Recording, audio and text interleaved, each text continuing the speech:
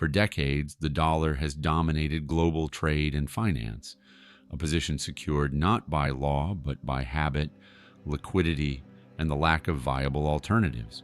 The dominance has allowed the United States to export inflation, impose sanctions with devastating effect, and borrow at rates that other countries can only dream of.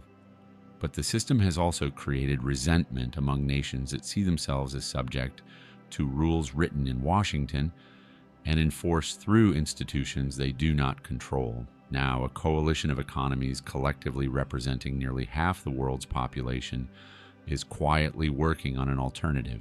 The BRICS bloc, originally Brazil, Russia, India, China, and South Africa, now expanded to include Egypt, Ethiopia, Iran, the United Arab Emirates, and Indonesia, has launched a pilot program for a gold-anchored currency instrument designed to reduce reliance on the dollar and euro in cross-border trade. The project is not a full replacement currency, but a settlement tool backed by physical gold and a basket of member nations' currencies, intended to operate alongside existing monetary systems while offering a path around Western financial infrastructure.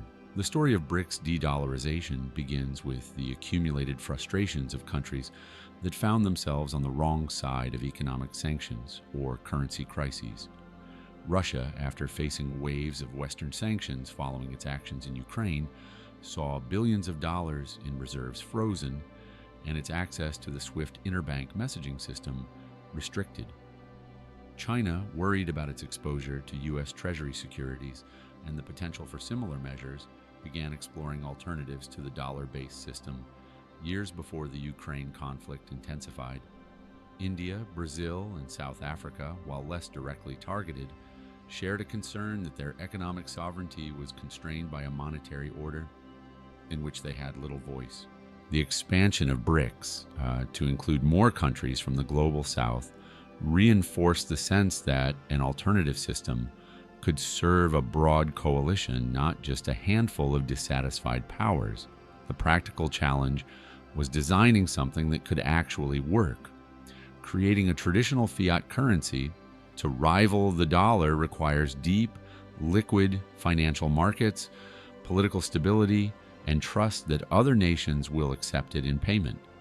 No single BRICS member could offer that on its own, and collective governance of a shared fiat currency raised thorny questions about control, issuance, and whose central bank would ultimately stand behind it. Instead, the bloc turned to an older idea, anchoring the new instrument to gold, a commodity that has held value for thousands of years and that requires no government's promise to back it.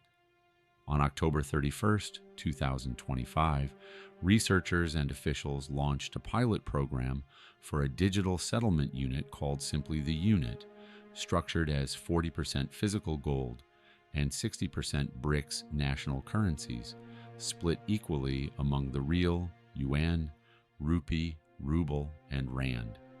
Each unit in the initial test was pegged to 1 gram of gold. The 40% gold backing was intended to stabilize the instrument's value during periods of currency volatility, while the 60% currency component allowed member nations to retain a stake in the system and ensured that the unit reflected the economic weight of the bloc. The design was deliberately modest. 100 units were issued in the pilot, enough to test the technology and settlement mechanics without committing vast resources or triggering immediate market disruption. Importantly, the unit was not designed to replace national currencies for domestic use. It was a trade settlement tool, a way for a Brazilian exporter and a Chinese importer to complete a transaction without converting through dollars and without relying on Western-controlled payment systems. The gold component was not just symbolic. BRICS nations have been accumulating gold at an unprecedented rate. According to the World Gold Council, central banks globally bought more than 1,000 tons of gold per year from 2022 through 2024, the longest sustained gold buying period in modern history. Within that trend, BRICS central banks accounted for more than 50% of global purchases, systematically reducing their holdings of dollar-denominated assets and building up reserves of physical metal. By 2025, the combined gold reserves of BRICS members exceeded 6,000 tons, with Russia leading at over 2,300 tons, China close behind at nearly 2,300 tons, and India holding more than 800 tons. Brazil added 16 tons in September 2025, its first purchase since 2021, signaling renewed interest in gold as a strategic asset. Beyond accumulation, BRICS nations also control a significant share of global gold production. Russia and China together produced more than 700 tons in 2024, and the alliance as a whole, including strategic partners, controls roughly 50% of global gold output. This dual strategy, producing gold and stockpiling it, positions the bloc as both a major supplier and a major holder, giving it leverage in the physical gold market that few other groups can match. The decision to back the unit with 40% gold was thus not simply a theoretical exercise. It reflected real resources that member states could deploy to support the instrument. The infrastructure to support the unit is being built in parallel.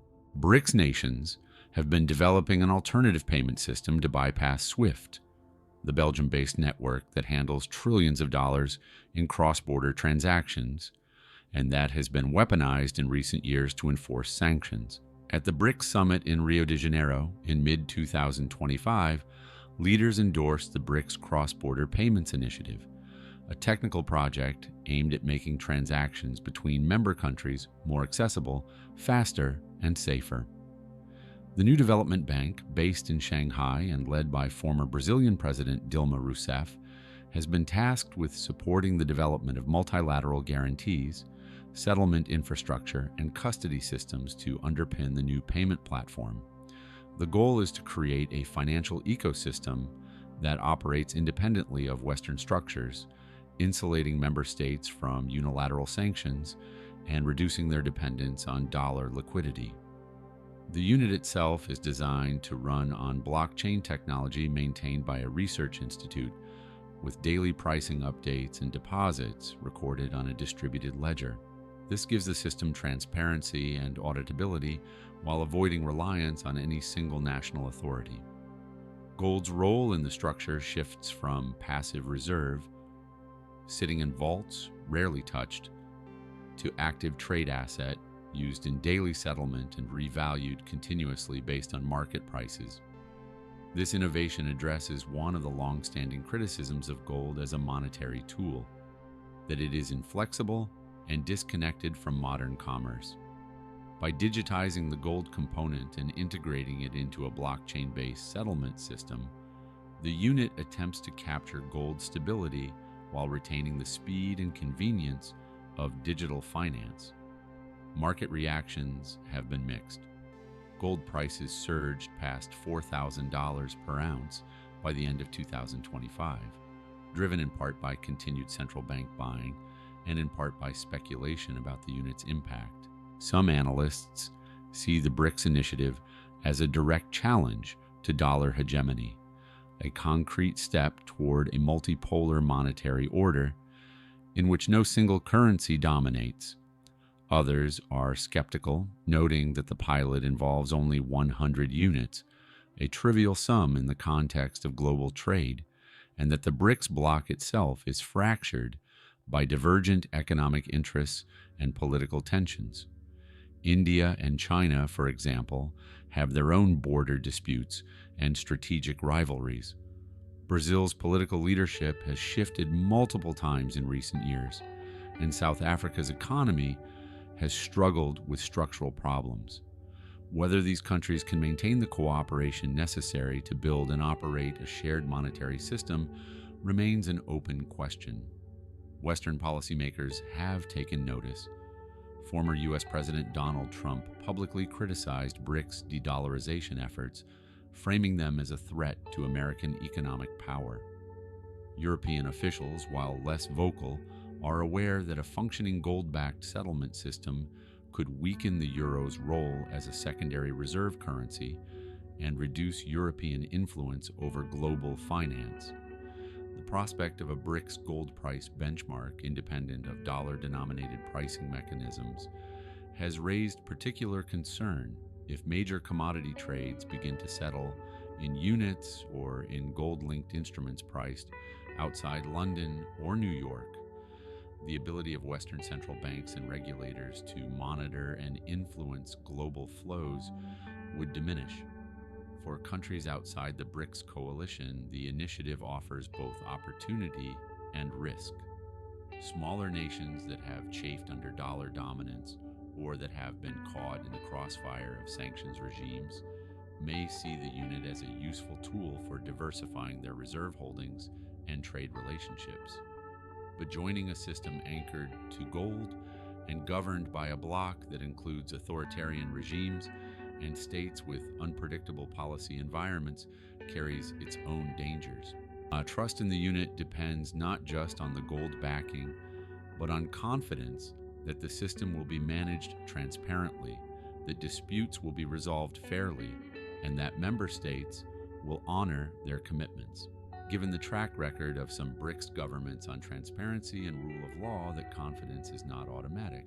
The long-term trajectory of the BRICS currency project depends on factors that are hard to predict.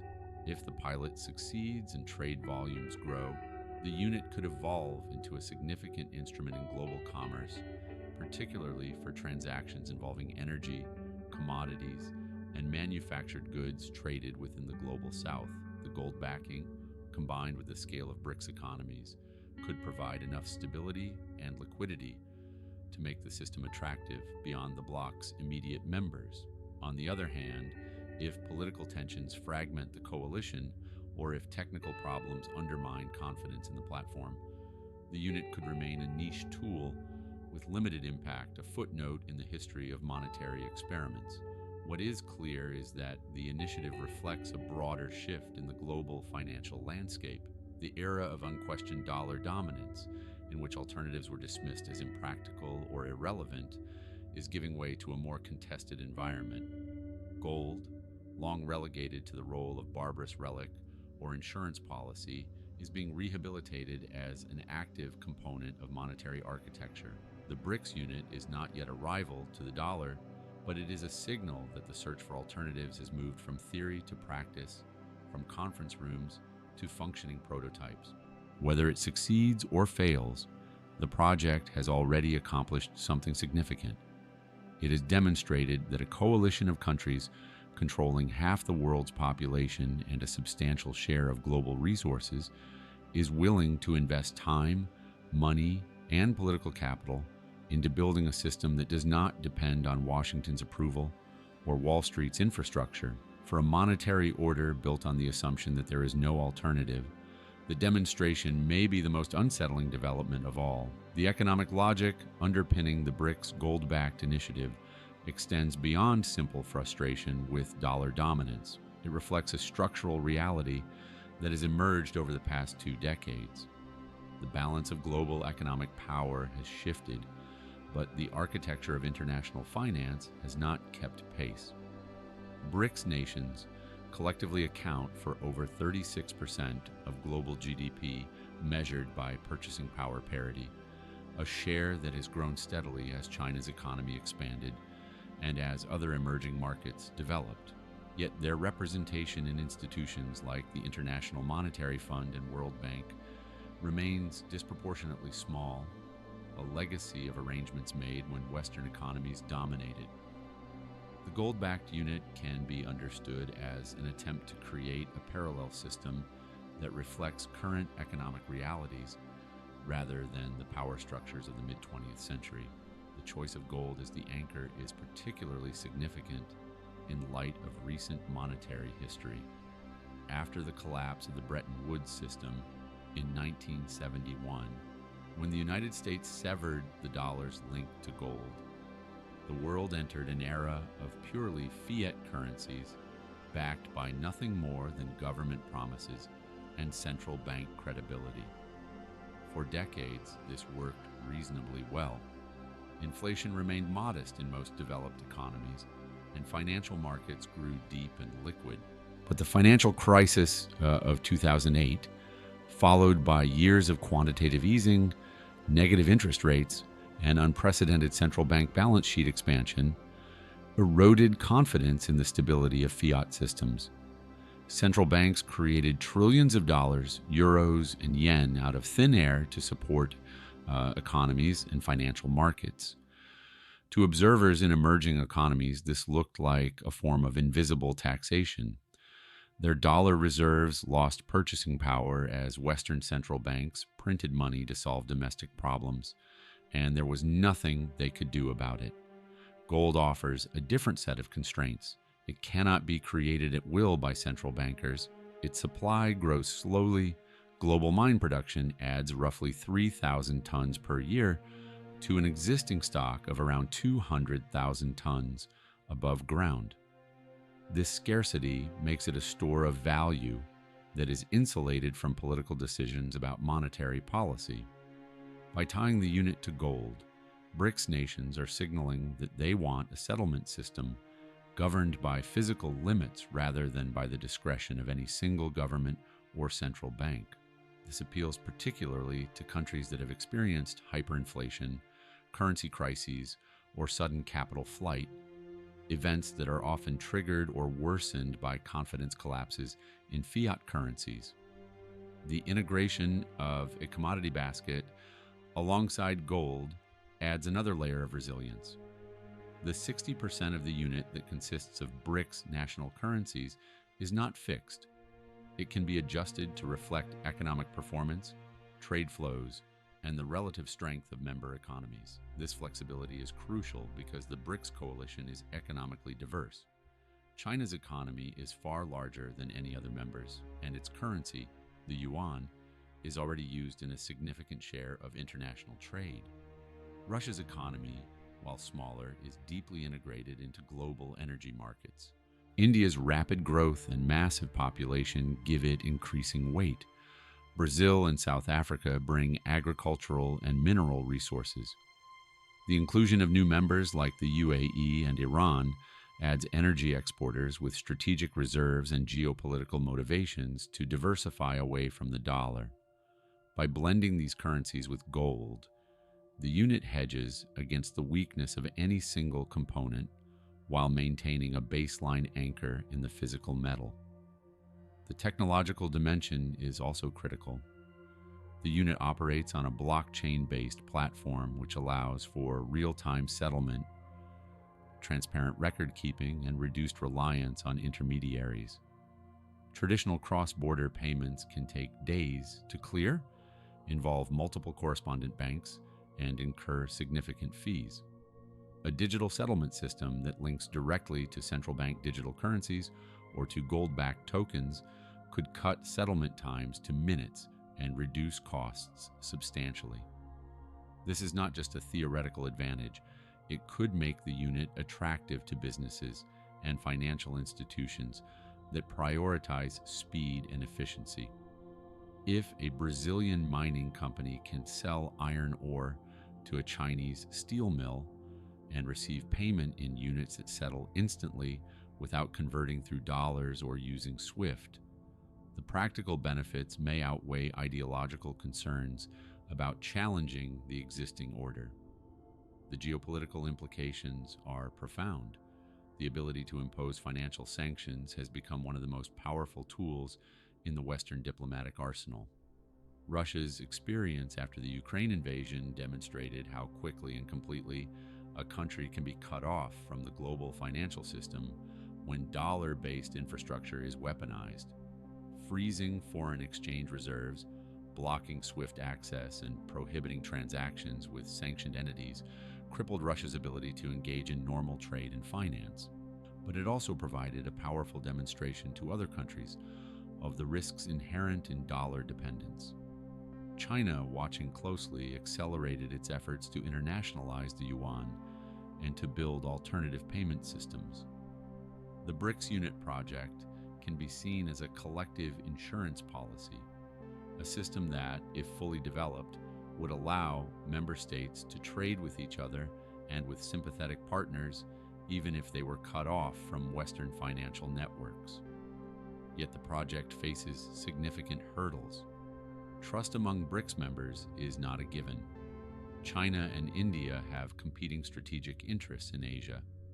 Russia's authoritarian governance and military adventurism make some potential partners wary. Brazil's political landscape is volatile, and its commitment to BRICS initiatives can shift with changes in government. The expansion of BRICS to include more members brings in countries with their own agendas and internal challenges, complicating consensus building. For the unit to succeed as more than a symbolic gesture, these nations would need to coordinate monetary policies, agree on governance structures for the settlement system, and build institutions capable of managing disputes and enforcing commitments. That level of cooperation has proven difficult even among countries with much deeper historical ties and shared values. There is also the question of liquidity. The dollar dominates global finance, not just because of American power, but because dollar markets are the deepest and most liquid in the world. A Brazilian exporter who receives dollars can immediately reinvest them in U.S. treasuries, corporate bonds, or a vast array of other instruments. A unit, even one backed by gold, does not yet offer that range of options. For the instrument to be widely adopted, there would need to be markets where units can be traded, borrowed, lent, and invested. Building that infrastructure takes time, and it requires participants to believe that the system will endure. If businesses and investors fear that the BRICS coalition will fracture or that the unit will be abandoned after a few years, they will be reluctant to hold significant balances or to structure long-term contracts in the new currency. Despite these challenges, the direction of travel is clear. BRICS nations are reducing their dollar reserves, accumulating gold, building alternative payment systems, and testing new settlement instruments. These are not random or disconnected actions. They are parts of a deliberate strategy to create optionality and reduce vulnerability. Even if the unit itself remains a niche tool, the infrastructure being built around it, the payment networks, the digital ledgers, the custody arrangements for gold, will persist and could support future initiatives. The return of gold to a central role in monetary arrangements, after decades of being dismissed as obsolete, reflects a loss of faith in the stability and fairness of purely fiat systems. Whether that return proves durable and whether it reshapes the global order in fundamental ways will depend on events that have not yet unfolded. For now, the BRICS gold standard remains an experiment, but it is an experiment backed by the resources and ambitions of countries that collectively represent billions of people and a large share of the world's economic output.